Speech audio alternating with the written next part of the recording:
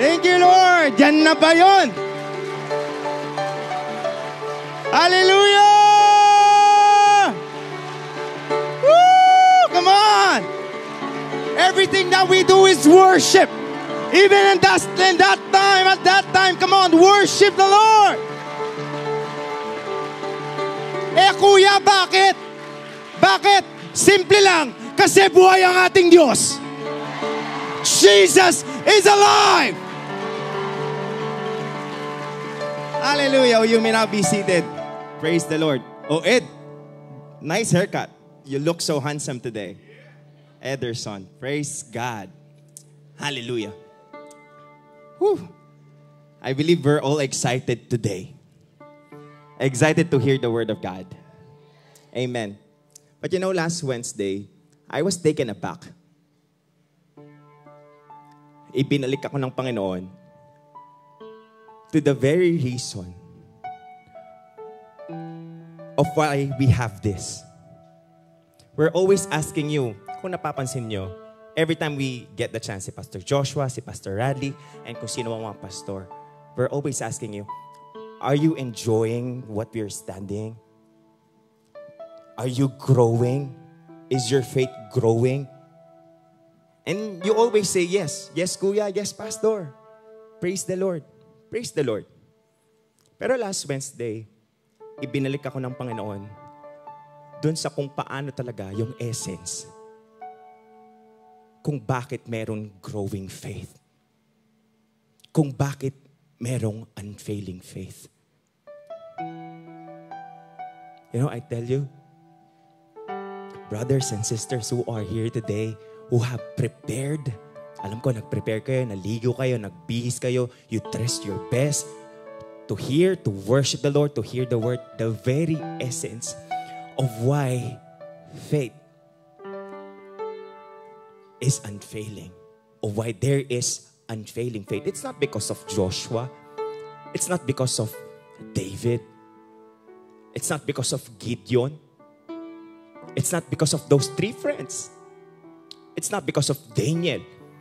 It's not because of John the Baptist. Or the Roman centurion, which we studied last week. The very reason why there is an unfailing faith. Jesus. Dahil kung wala si Jesus, dun sa mga story ang pinakinggan natin, I'm sure they were bound to all fail. But because Jesus was present, Jesus is present, we can enjoy this kind of faith. Kaya alam niyo, Kuya, actually nandito ako sa pagkakataon na nag-fail ako sa faith ko. Nahihirapan ako. I'm struggling with my faith. I tell you, if you are sitting right there and hearing and you are challenged today, you go back to Jesus. Balik ka kay Jesus. Huwag ka nang lumayo pa. Don't do anything with your own might. Hindi na yung sarili mong paraan. Kapatid, balik ka na. Because only Jesus can create in our hearts that kind of faith. Unfailing faith. Kahit sabihin natin gaano pa tayo kalakas, gaano pa tayo kagaling, gaano pa karami mga kaibigan natin, oo. Pero tandaan niyo, kung wala si Jesus, mawawala din lang lahat ng yan. Pero, gaya ng ginawit natin kanina, Jesus is alive. Jesus is here. That's why our faith can become an unfailing faith. It will all be because of Jesus.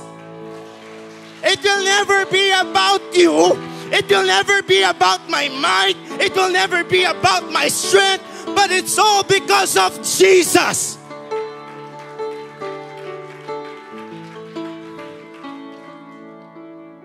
That's why come back.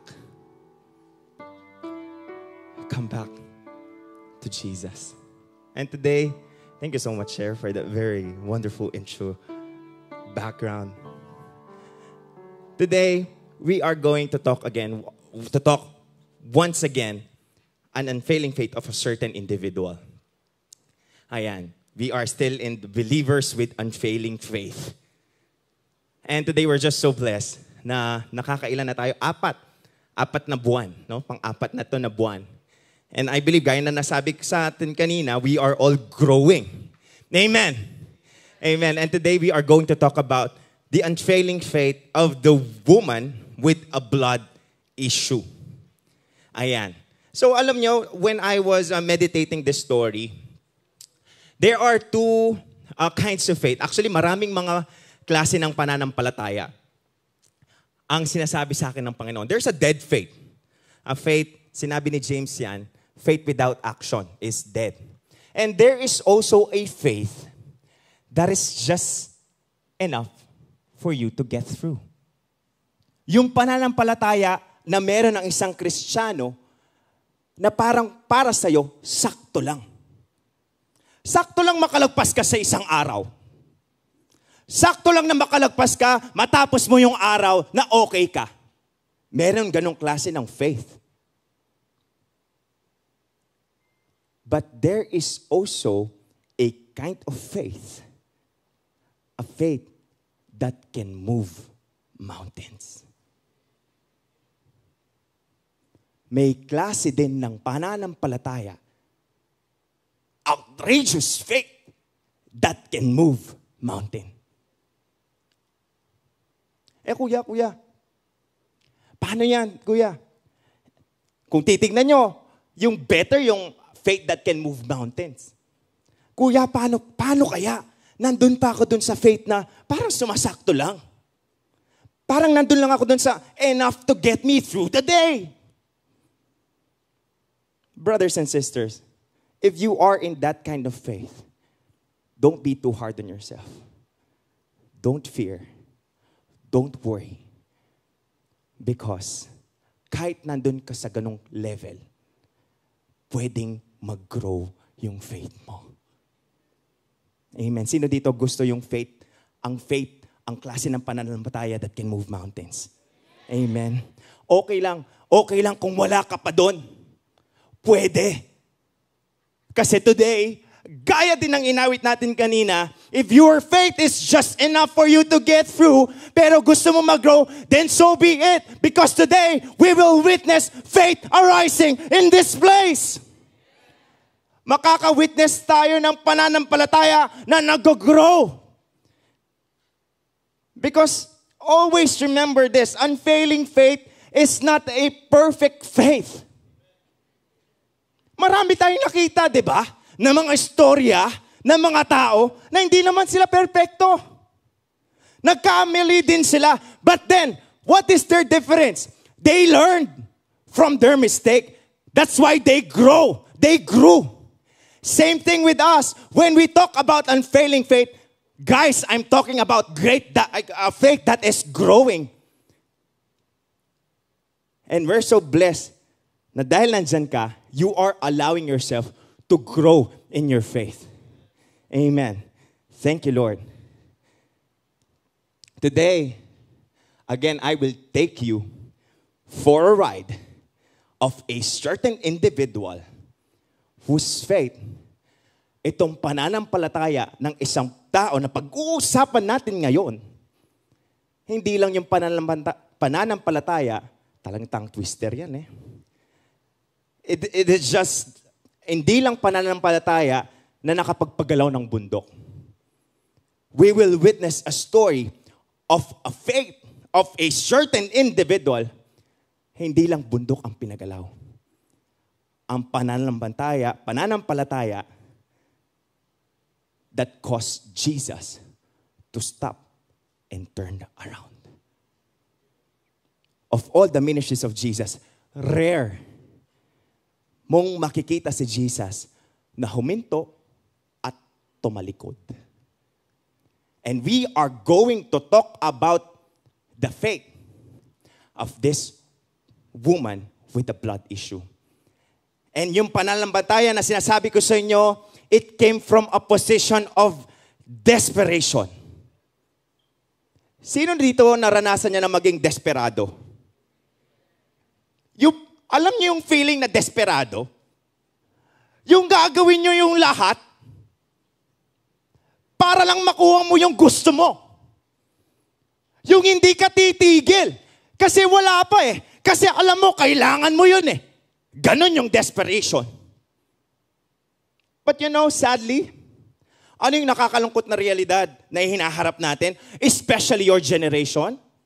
We live in a time of this world, in this world, where instant gratification is celebrated.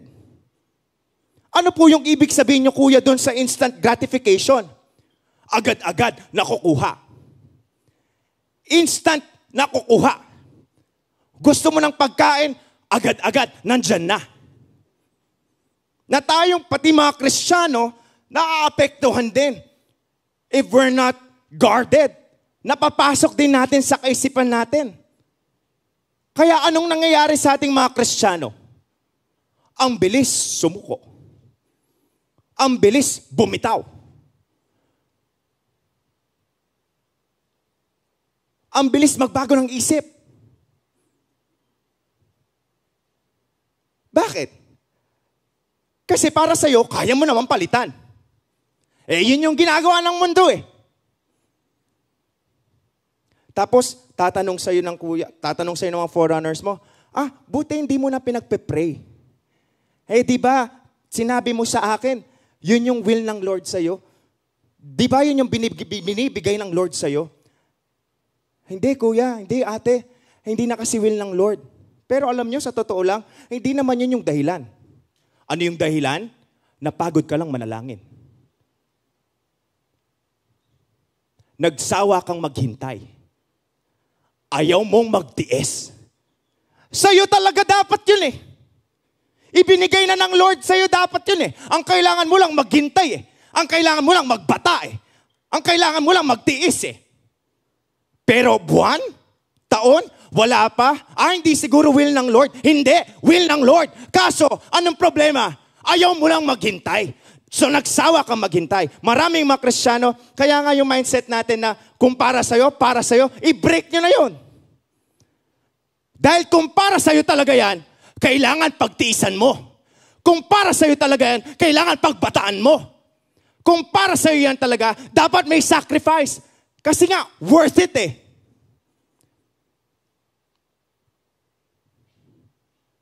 We always want the best. But sometimes we don't get the best. We settle for something that is less. Why? Nakakapagod maghintay. Nakakasawa. Yung mga iba nandun na eh. Yung mga iba, ini-enjoy na nila. Ba't ako wala pa? Siguro iba yung plano ng Lord? Hindi. Yun yung plano ng Lord. Nainggit ka lang. Naiinggit ka lang. Real talk. But today, we will learn the story of this woman with a blood issue. And we will learn what is the picture of desperation. Once again, I will ask you, naranasan niyo na bang maging desperado? Amen. Lahat tayo. Over something, over somebody, over someone. And today, we will get to know this story. Are you ready? Excited na ba kayo? Amen. Hallelujah. I will start in this story, which is found in the book of Mark, chapter 5, 21 to 34. Again, please take note of those verses. Hindi natin nababasahin at your comforts, at the comforts of your home. Sa mga devotion time you can read. Ganito po ang storya. So today we are going to talk about once again the unfailing faith of the woman with the blood issue. Ganito yung storya. So Jesus, nagmi-minister siya. Nagmi-minister siya. He came here on earth to minister at yan, nagme-minister siya. So he's about to cross the lake. Kaso, si Jesus nababalitaan na siya. Sumisikat na siya. Bakit? Kasi nakakapagpagaling siya. Kasi nakakapag-perform siya ng miracle. Actually, before dyan, usog lang tayo ng konti dyan before yung, I believe, before the verses 21 to 34, galing lang siya sa pagmi-ministry. Merong demon-possessed na na-deliver.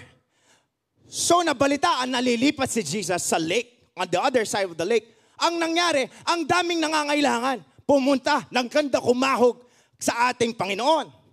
But there was this man, a synagogue leader, named Jairus. Preno, kuya, hindi ba pinag-uusapan natin yung woman with the blood issue? Take a look at the story. And be excited. RTT Live, next Saturday, we will talk about that faith of Jairus. Hindi natin siya itatakil. Meron pong lumapit sa kanya, si Jairus, isang synagogue leader. Meron siyang pangangailangan. Ano yung kailangan niya? He was also desperate. Why? Because his daughter is about to die. Ang hawak niya, ang pinanghahawakan niya, life and death situation. Jesus! Jesus, I need you! Kailangan ka ng anak ko. Mamamatay yung anak ko. You have to go into my house. Kailangan mo pumunta sa bahay ko kasi kailangan ko yung kamay mo na ipatong sa daughter ko para gumaling. Desperate. Out of compassion, pumunta si Jesus. Papunta sila sa bahay ni Jairus, and then came the woman with the blood issue. Sandali. Kuya, parang doon sa storya, parang naisingit lang siya. Hindi ba? Yung plano ni Jesus, pupunta siya sa bahay ni Jairus. Kasi may sakit doon eh. Meron nang malapit mamatay doon. Papunta na siya, papasok sa eksena yung woman with the blood issue. Mukha siyang siningit lang. For many, it may be viewed as an interruption. But for Jesus, it was an opportunity for an intervention. Ano yung gustong sabihin ng story na to? Kahit anong concern pa yan, si Jesus, tutugunan niya. Hindi pwedeng sabihin, Lord, maliit lang to. Kaya ko na to. I-compare natin, yung kay Jairus, namamatay yung anak niya. Eto, nagdurugo. Pero walang sinabi si Jesus, hindi, mamaya ka na. Kasi mas importante ito eh. Sometimes, we mistake God na parang ang kailangan niya lang marinig sa atin yung mga malalaking issue sa buhay natin. I tell you, even in the most minute, pinakamaliit na issue ng buhay mo, gustong-gustong marinig ng Panginoon galing sa'yo. Why? Why? Bakit, kuya? Because Jesus is always concerned with you, with us. Kaya nga sabi ni Peter, cast all your cares. Ibigay mo lahat, hindi lang yung malalaki, hindi lang yung medium size, lahat, maliit man yan, kepimple man yan. Ibigay mo sa Lord. Why? Because He's able? Yes, that may be true. Able ang Lord. Kaya ng Lord. Hindi yun yung sinabi. Pero totoo yun. Pero nung sinabi ni Peter, because He cares for you. Ang Panginoon may concern sa'yo. Kaya maliit, kaya malaking bagay, ilagak mo sa Kanya. Dahil alam nyo, kasi si Lord, handa siyang tumulong sa'yo. That's why, pumasok sa picture yung bleeding woman. The woman with an issue of blood. With a blood issue. Kuya, ano pa yung issue talaga? Anong issue nung babaeng pinag-uusapan natin? She is bleeding. Kuya, di ba sa babae, sa mga kababaihan, normal lang naman ang nagbe-bleed monthly. Di ba? Bakit ang issue nito? Parang, bakit nasali siya dyan? Because this woman is bleeding for 12 long years. Hindi lang po siya monthly. Hindi lang siya weekly. Araw-araw, nagdurugo po siya. She was bleeding. 12 years. Tignan natin yung sitwasyon, ha? Tignan natin yung sitwasyon. Sino dito nagka-dengue na?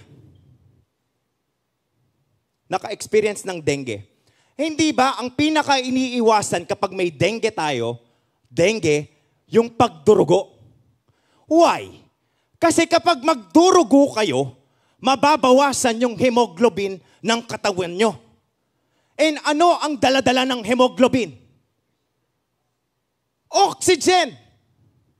Kailangan, isa sa mga pinaka-essential na bagay na kailangan ng katawan, oxygen. Just imagine the situation of this woman. 12 years, depleted yung oxygen. Mababa yung level ng oxygen. Hirap na hirap siyang huminga. Hindi lang po yun. Payat pa siya. Malnourished. Unhealthy. For 12 long years. And hindi lang po yun.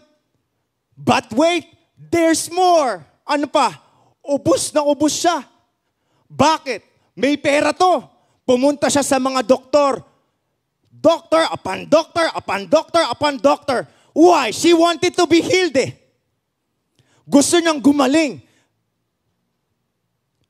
Pero anong nangyari? Naubos lang po ang yaman niya. Makikita niyo dyan, she spent all that she had. Instead of getting better, she grew worse.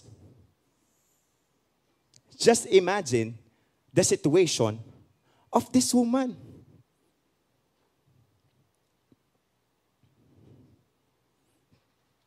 Hindi nakayanan ng Biogesic. Hindi nakayanan ng ONA. Hindi nakayanan ng BioFlu. 12 years. Not 12 hours, 12 days, 12 months, 12 years. At alam niyo pa yung pinakamasakit sa sitwasyon niya? Kasi kailangan nating mapicture eh. For you to understand where that desperation is coming from. Ito pong babae na to, sa bigat ng pinagdadaanan niya, mag-isa lang siya. Walang may gustong at walang may pwedeng sumama sa kanya. We will talk about this later on for you to understand. Ito yung problema. May problema siya sa buhay niya. Walang-wala na siya. At hindi lang yon, wala pa siyang kasama. Mag-isa niyang hinaharap. Kaya makikita niyo kung gaano katindi yung pangangailangan niyang gumaling. Kasi pagod na siya sa sitwasyon niya eh. Ayaw niya na doon. Kasi gigising siya bukas, ganun na naman. Mag-isa lang siya, hinang-hina siya. Wala na siyang pera, wala na siyang makapitan. She wanted her situation to change. May gustong mabago sa buhay niya. That's why she was so desperate. And then on the 12th year, sabihin mo, tapikin mo yung katabi mo, on the 12th year, alam niyo ba, dun sa 12th year, anong nangyari? Meron siyang narinig. Meron siyang nabalitaan. Actually, narinig lang kasi nga wala siyang mga kasama. Narinig niya, meron daw dumating na isang tao. Yung tao na yon, nakakapagpagaling ng may sakit.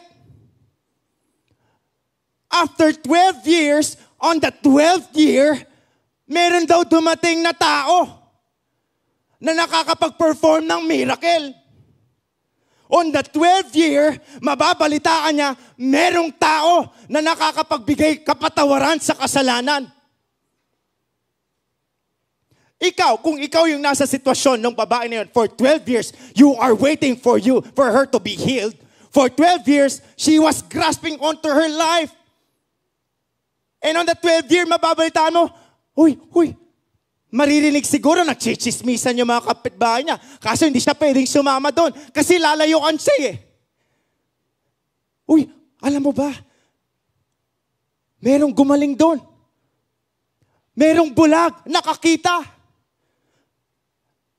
May bingi, nakarinig.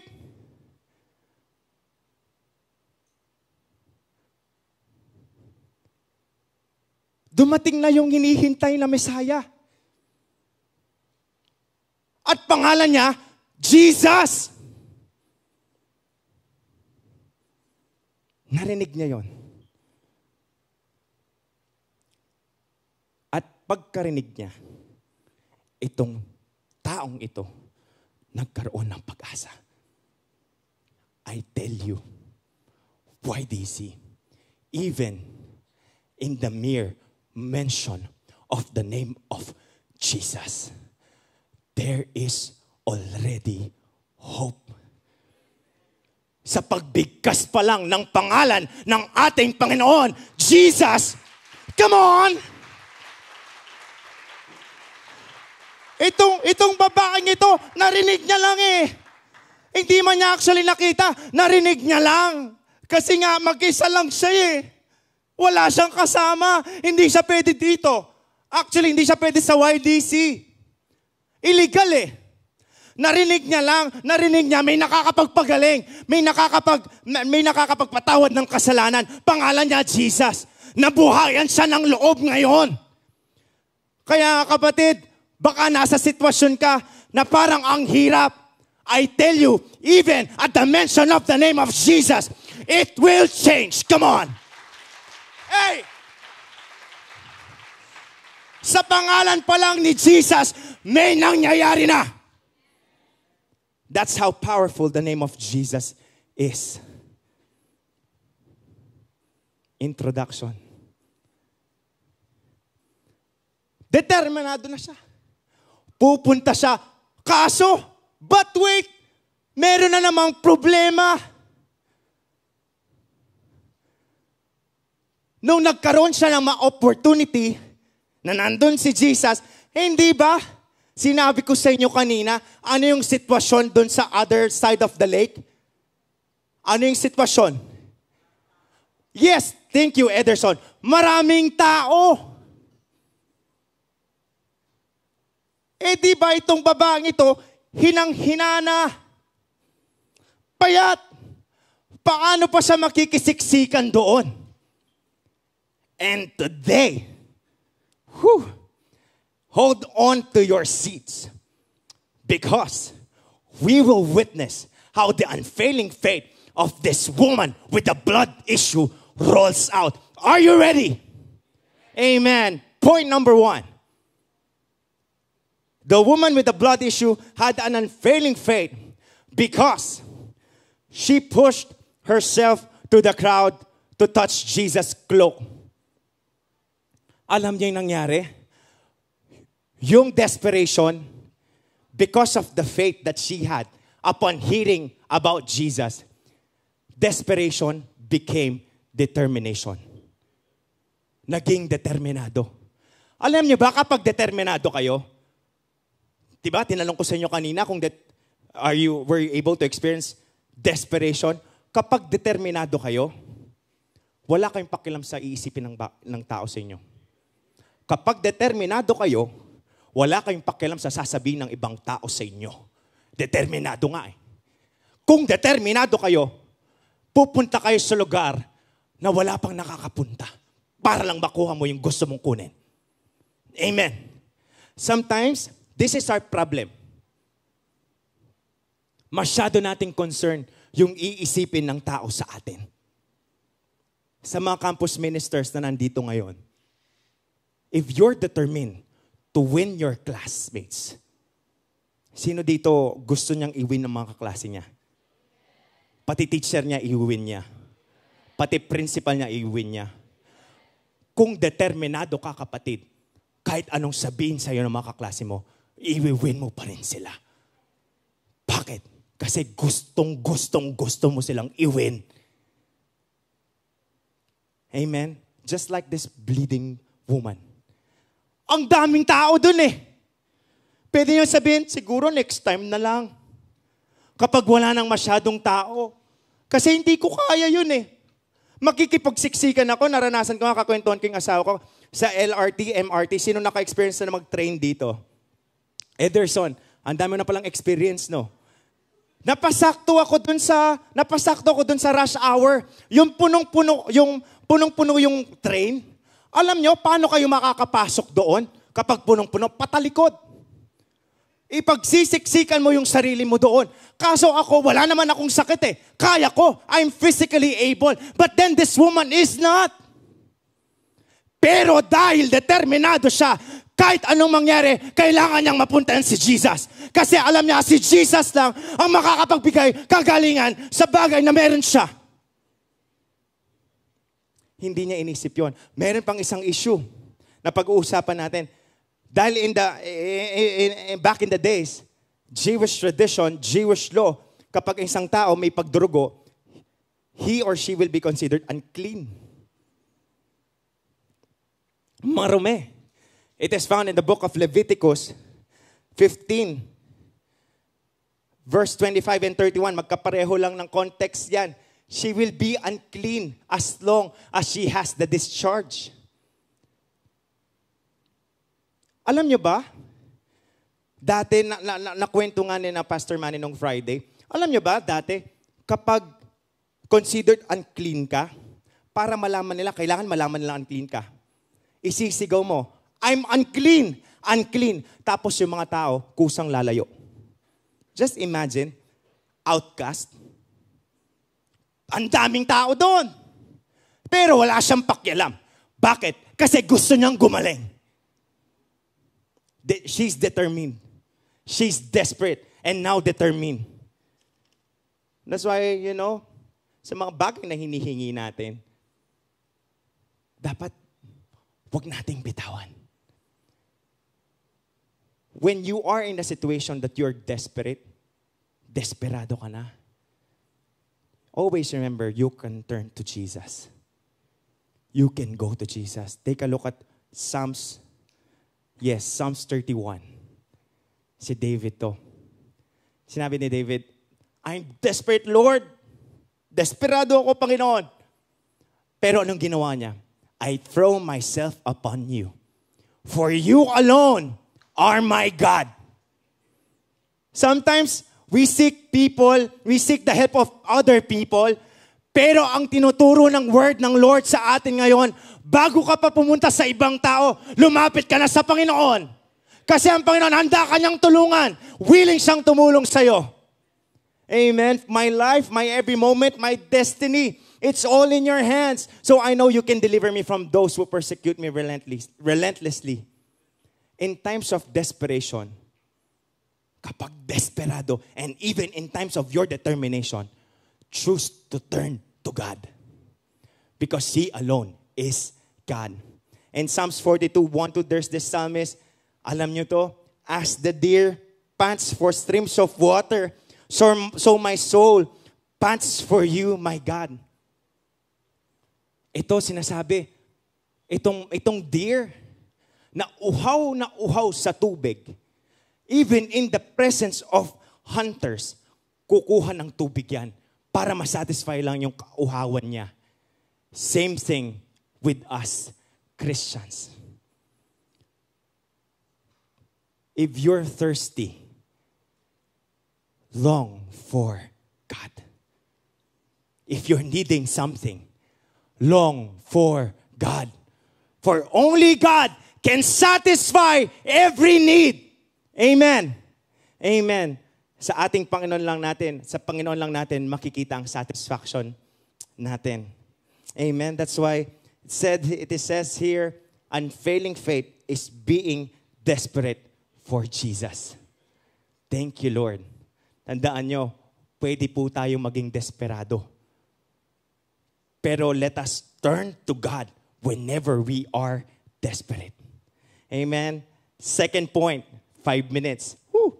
Praise the Lord. The woman with the blood issue had an unfailing faith in God because she made a powerful declaration concerning her healing.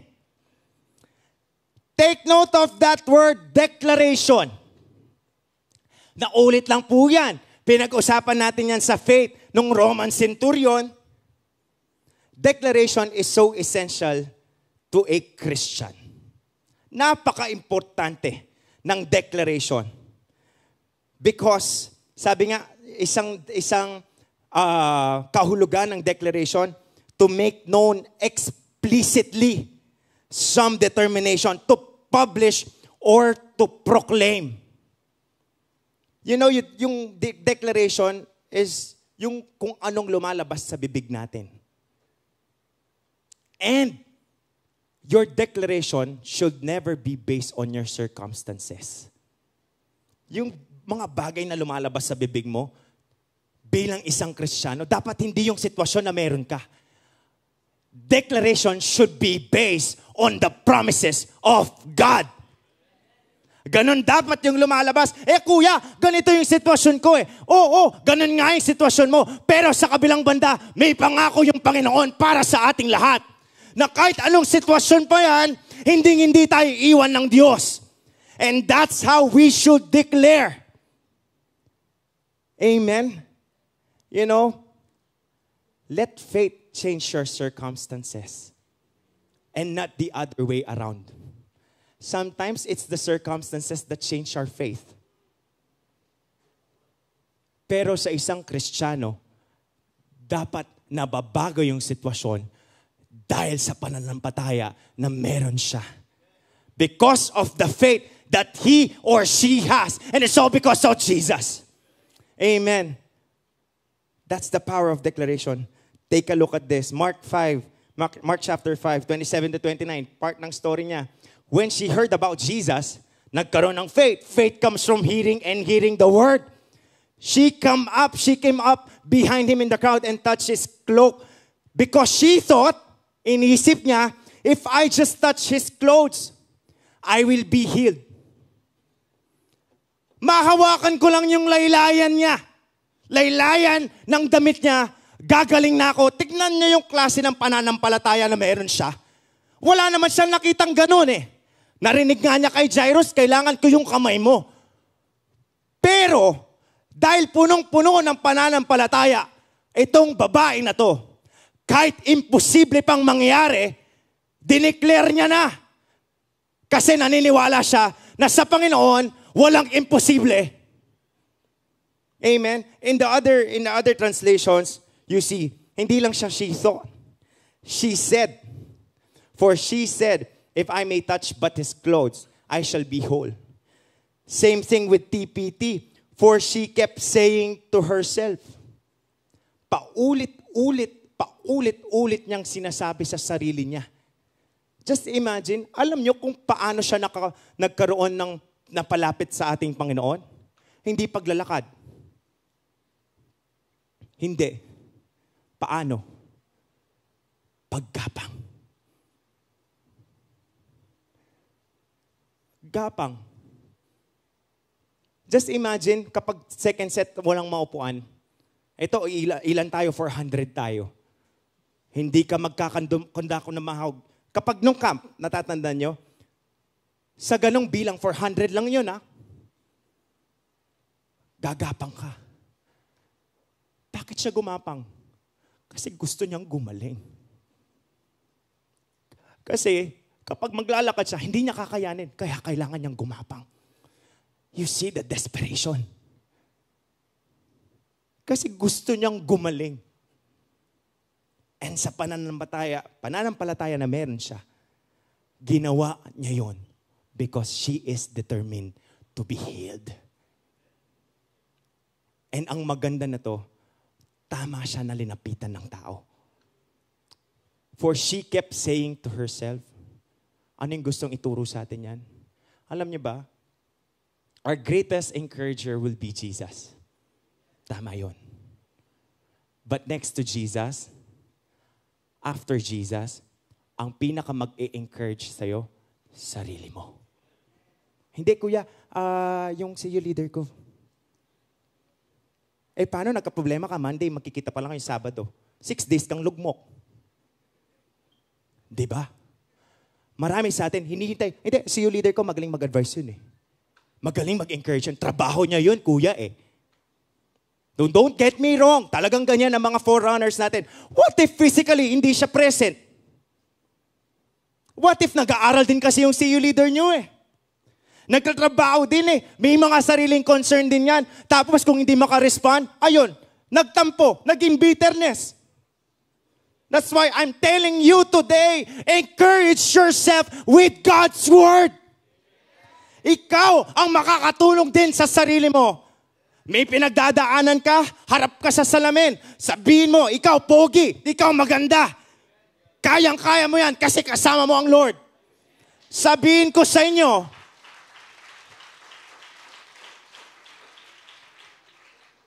ito yung problema tamo eh. Kailangan tapang yung parang placebo effect. What I mean, kailangan mo munang, kailangan ko munang sabihin sa ibang tao.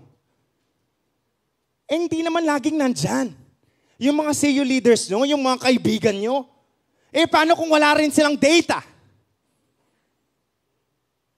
Si Jesus laging nandyan.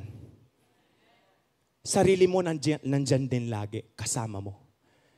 Before waiting for the encouragement of others, I tell you, encourage yourself with God's Word. She kept telling herself, mahawakan ko lang yun. Siguro, no, nung nandun sa una, nasasaktan siya, nasipa na siya. Hindi, mahawakan ko lang yun. Mahawakan ko lang yun. Gagaling ako. Nahihirapan na siya, pagod na siya. Nahihirapan na siya huminga. Hindi, mahawakan ko lang yun. Nakawakan ko lang yun. Gagaling ako. Wala siyang mga kaibigan. Wala siyang Shadrach, Meshach, Abednego na magsasabi sa kanya, go girl! Wala. Ang meron siya, sarili niya lang. Ano pa? Determinasyon. Ano pa? Pananampalataya. At yon sapat na.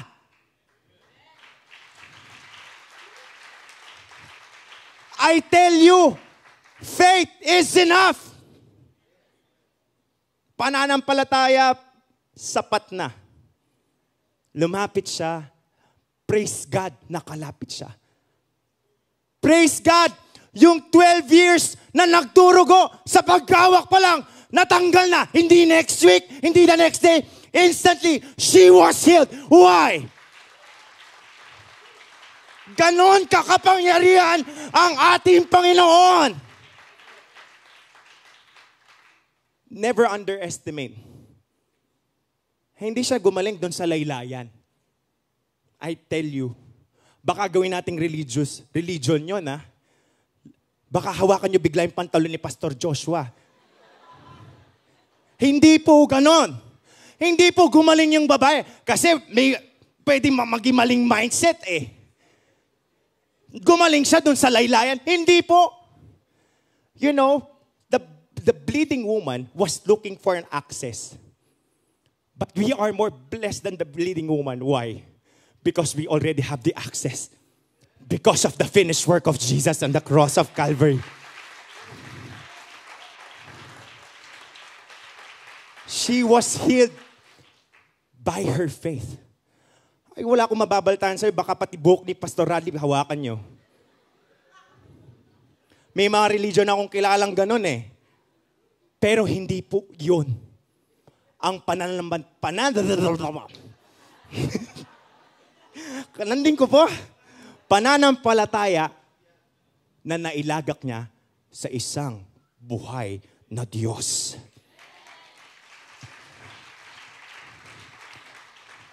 Form of 330, Proverbs 18:21. Always remember this. Pin it in your messenger. May pin yan, no? I-write nyo yan sa inyong mga devotion notebook kasi napaka-importante. Paulit-ulit natin itong maririnig kasi it's important. The tongue can bring death or life. Those who love to talk will reap the consequences. It is your choice kung ano yung lalabas sa bibig natin. Maybe it's a reality na Wala ka pang pang-tuition. Realidad yun. Circumstance yun. Realidad, face the reality with God's truth. Wala ka pang pang-tuition ngayon, i-declare mo, God will provide. Kapatid, nararamdaman mo na puno ka ng anxiety, realidad mo din yon sa buhay mo. We don't invalidate that. You may be experiencing that. Always remember, at the back of the reality, and the other side of the reality, there's the promise of God na hindi ka niya pababayaan. Amen. Always declare the promises of God. Pagkagising mo pa lang sa umaga, gumising na yung pinakapoging creation ng Lord. Pinakamagandang, hindi ba?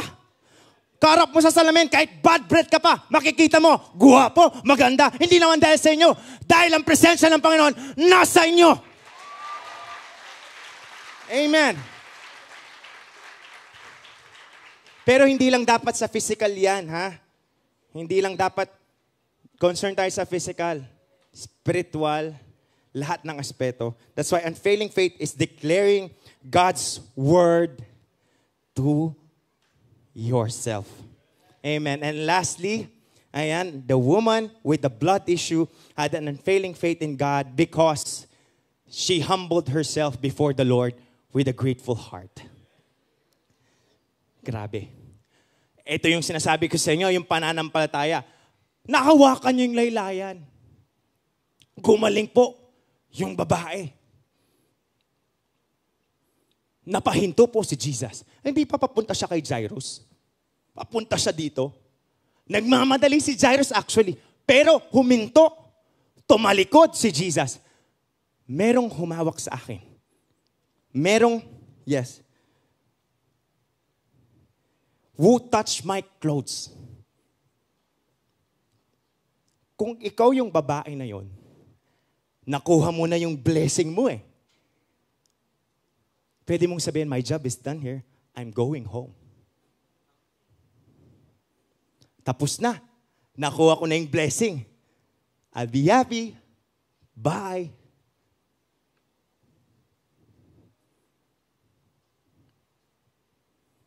Pero nung tinanong ni Jesus, merong humawak ng aking damit. Nasaan po yung babae? Nandun po siya. Nagstay. Bakit? Pasasalamatan niya ang ating Panginoon. Sometimes, or a lot of times, we forget to give thanks to the Lord. Kasi gaya nung sinabi ko doon sa dati, yung kay Nebuchadnezzar, nagiging normal na sa atin yung mga bagay na ginagawa ng Panginoon. Who touched my clothes? She humbled herself. She bowed down in the presence of Jesus. Ako po yon. Kasi kailangan ko pong gumaling. 12 years po. Ako lang pong mag-isa sa buhay. Wala na po akong pera. Kailangan ko pong gumaling. Kaya nung nabalitaan ko pong nandyan kayo nagpapagaling, gusto ko pong pumunta sa inyo.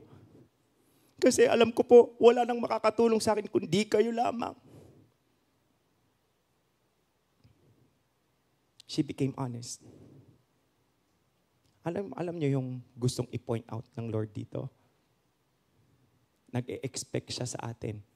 Whenever God blesses us, He's expecting us to go back to give thanks to the Lord. There's this story about 10 lepers. Abangan niyo po ito sa prayer meeting. Ito, papyaw lang to at once.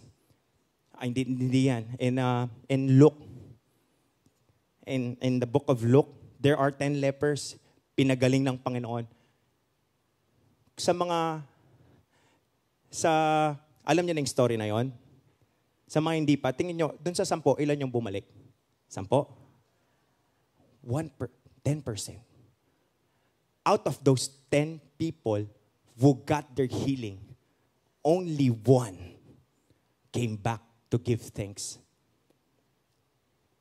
Yun yung problema sa atin. Hindi tayo marunong magpasalamat. Hindi ba? Hindi ba pinalaya ko to nung Redeem Camp? Hindi ba nag-breakthrough to? Binigyan ko ng breakthrough nung Redeem Camp last June. Tinatanong ng Lord, nasan kaya siya ngayon? Hindi ba umiiyak pa lang sa akin to, Lord? Kailangan ko to, Lord. Lord, ang tagal na. Yung addiction, pinalaya ko siya. Na-redeem siya. Ngayon, nasaan siya? Nakakalungkot na realidad. Pero you know what we're praying, Pastor Joshua especially? Itong grupong ito, marunong magpasalamat sa ating Panginoon. Hindi lang yung simpleng thank you, Lord. You know, Thanksgiving, isa sa pinaka-picture niya, yung magpapatuloy ka sa Panginoon. And yun yung nakita natin sa buhay ng babae ito. And hindi alam ng babaeng ito, I want to end here. Oh, you're here. Praise God, nabigla ako sa inyo. Tatawagin ko sana kayo. Akala ng babae, yung healing lang yung kailangan niya. Kasi yun yung iniiyak niya talaga eh. Yun yung gusto ng puso niya. Alam nyo, tinanong ng Panginoon, sino yung humawak ng damit ko? Hinihintay niya yung babae kasi meron pa siyang ibibigay na mas kailangan niya.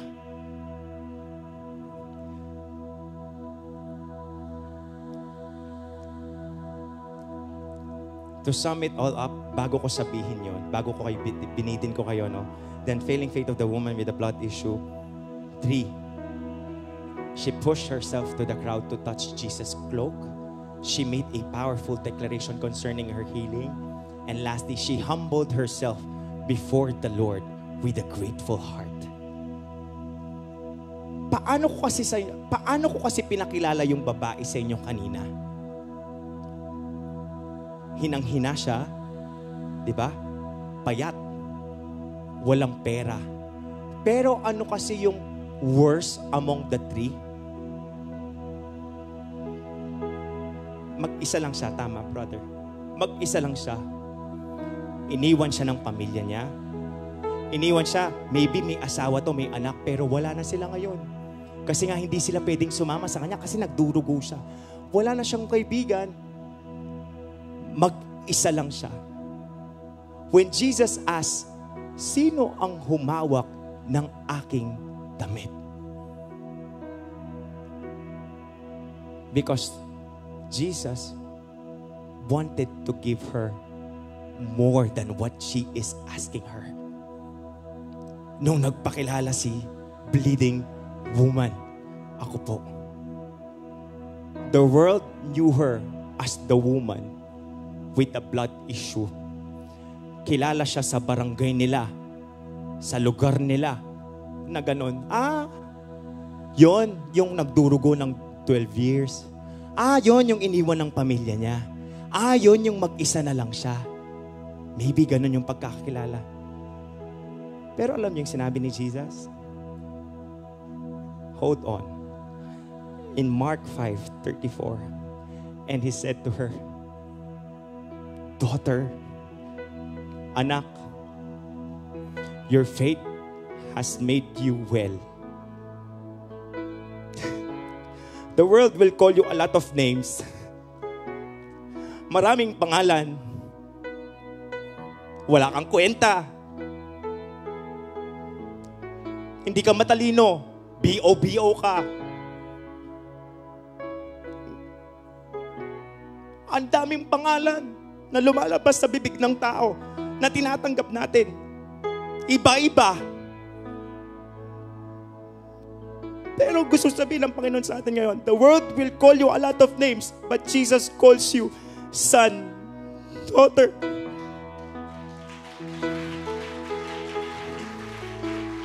Ano kaya yung mas matimbang doon?